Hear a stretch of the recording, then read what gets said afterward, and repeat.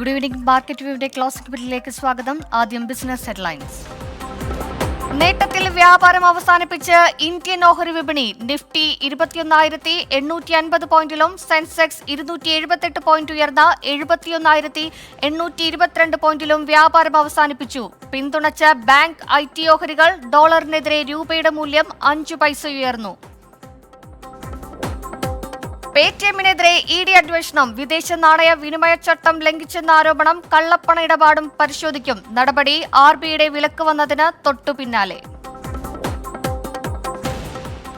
ഇന്ത്യയിലെ മൊത്ത വിലപ്പെരുപ്പം താഴ്ന്ന നിലയിൽ രേഖപ്പെടുത്തിയത്. കഴിഞ്ഞ 3 മാസത്തെ ഏറ്റവും കുറഞ്ഞ നിരക്ക്. മൊത്ത ഭക്ഷ്യവിലപ്പെരുപ്പവും 3.7% താഴ്ന്നു.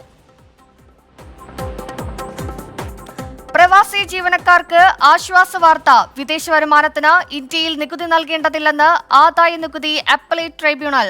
നികുതി നിയമങ്ങൾക്ക് കീഴിലുള്ള നോൺ റെസിഡന്റ് എന്ന പദം നിർണ്ണയിക്കുന്നത് ഉത്ഭവരാജ്യം അനുസരിച്ചല്ല, ഇന്ത്യയിൽ ചെലവഴിച്ച ദിവസങ്ങളുടെ എണ്ണം അനുസരിച്ചെന്നും കോടതി. ഇന്ത്യൻ സ്റ്റീൽ കയറ്റുമതിക്ക് തിരിച്ചടിയായി യൂറോപ്പിന്റെ കാർബൺ നികുതി. ഒരു ടണ്ണിന് $102 മുതൽ $190 വരെ അധിക നികുതി ചാർജുകൾ ഈടാക്കാൻ സാധ്യത. നടപടി കാലാവസ്ഥാ വ്യതിയാനത്തിനെതിരായ പോരാട്ടത്തിന്റെ ഭാഗമെന്ന് റിപ്പോർട്ട്. ഇനി മാർക്കറ്റ് അനാലിസിസ് ആണ്. തുടർച്ചയായ 2ാം ദിവസവും ഇന്ത്യൻ വിപണി നേട്ടത്തിൽ വ്യാപാരം അവസാനിപ്പിച്ചിരിക്കുകയാണ്. സമ്മിശ്ര അഥവാ US ഒരു നെഗറ്റീവ് ഇമ്പാക്റ്റുകൾക്കിടയിലും വളരെ വലിയൊരു നേട്ടത്തോടെയാണ് ഇന്ത്യൻ ഓഹരി വിപണിയിൽ വ്യാപാരം അവസാനിച്ചിരിക്കുന്നത്. രാവിലെ ഒരു നെഗറ്റീവ് നോട്ടിലാണ് വ്യാപാരം തുടങ്ങിയതെങ്കിലും ഇന്ന് ബോംബെ സ്റ്റോക്ക് എക്സ്ചേഞ്ചിലും അതുപോലെ തന്നെ നാഷണൽ സ്റ്റോക്ക് എക്സ്ചേഞ്ചിലും വ്യാപാരം അവസാനിപ്പിച്ചിരിക്കുന്നത് വളരെ ഒരു പോസിറ്റീവ് ട്രിഗറോടെയാണ്.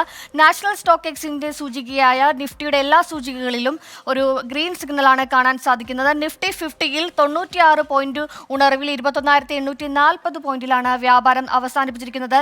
ഏറ്റവും കൂടുതൽ പിന്തുണയായത് ബാങ്ക് ഓഹരികളുടെ കൂടാതെ IT ഓഹരികളുടെയും ഒക്കെ ഒരു പിന്തുണയാണ് ഇത്തരത്തിൽ വിപണിയിലെ ഒരു തിരിച്ചുകയറലിന് സാധ്യതയായത്. ഇനി നിഫ്റ്റി ബാങ്കിലേക്ക് വരികയാണെങ്കിൽ 405 പോയിന്റ് നേട്ടത്തിൽ 45,908 പോയിന്റിലാണ് നിഫ്റ്റി ബാങ്കിൽ വ്യാപാരം അവസാനിച്ചിരിക്കുന്നത്. പബ്ലിക് സെക്ടർ അണ്ടർടേക്കിംഗ് ബാങ്കുകളിലും SBI പോലുള്ള ബാങ്കുകളിലൊക്കെ തന്നെ വളരെ വലിയൊരു നേട്ടമാണ് ഉണ്ടായത്. ഏകദേശം 4% നേട്ടമാണ് ബാങ്കിംഗ് സെക്ടറിൽ ഉണ്ടായിരിക്കുന്നത്. ഫിനാൻഷ്യൽ സെക്ടറിലും അതുപോലെ ഒരു ഉറച്ച പിന്തുണയാണ് ഉണ്ടായത്. ഇനി ബോംബെ സ്റ്റോക്ക് എക്സ്ചേഞ്ച്, അവിടെയും വലിയൊരു പിന്തുണയോടെയാണ് ഇന്ന് വ്യാപാരം അവസാനിച്ചിരിക്കുന്നത്.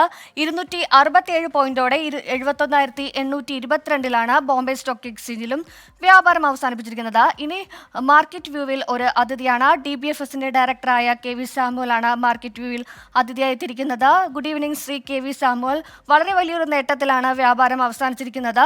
US ഡേറ്റുകളുടെയൊക്കെ പിൻബലത്തിൽ ആദ്യമേ ഒരു നെഗറ്റീവ് ഇമ്പാക്റ്റിലാണ് മാർക്കറ്റ് ഉണ്ടായിരുന്നത്. പക്ഷേ ഇന്ന് വ്യാപാരം അവസാനിപ്പിച്ചിരിക്കുമ്പോൾ വലിയൊരു പോസിറ്റീവ് ട്രിഗറിലാണ് അവസാനിച്ചിരിക്കുന്നത്. എന്തൊക്കെ ഘടകങ്ങളായിരിക്കാം മാർക്കറ്റിന് വലിയൊരു ശക്തമായ പിന്തുണ നൽകിയത്? ഇനി മാർക്കറ്റിൽ നിന്ന് നിക്ഷേപകർ എന്തൊക്കെ പ്രതീക്ഷിക്കണം? Good evening. Wholesale price index വന്നത് വിപണിക്ക് വളരെ നേട്ടമായി. എക്സ്പെക്ട് ചെയ്തതിൽ ഇത് 0.53 ആയിരുന്നെങ്കിലും 0.37 ആയിട്ട് പോസിറ്റീവായിട്ടാണ് ആ നമ്പർ വന്നത്. കഴിഞ്ഞ മാസം ഇത് 0.73 ആയിരുന്നു. അത് വിപണിക്ക് ഒരു പുതിയ ഉണർവ് നൽകി.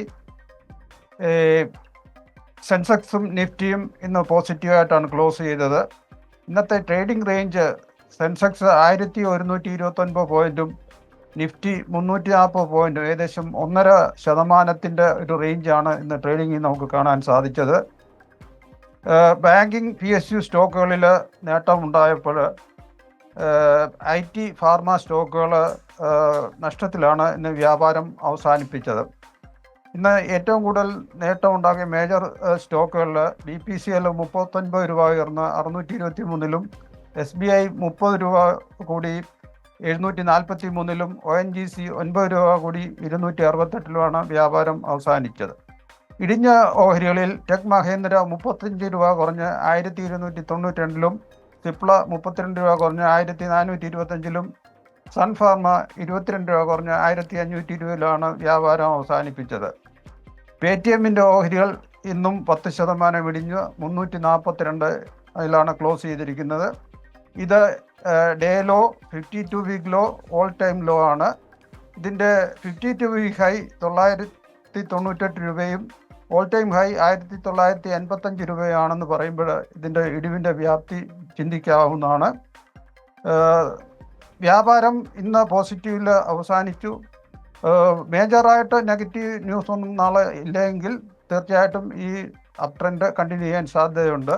Thank you.